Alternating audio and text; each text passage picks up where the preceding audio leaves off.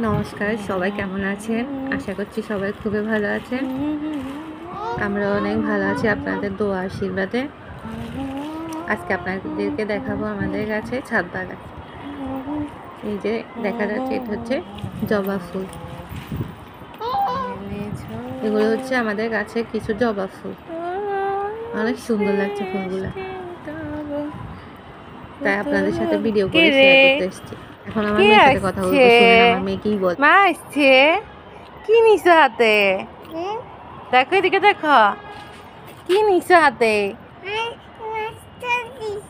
ময়লা নিছ কেন?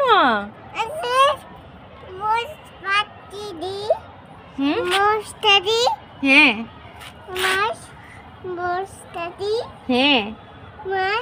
হ্যাঁ হ্যাঁ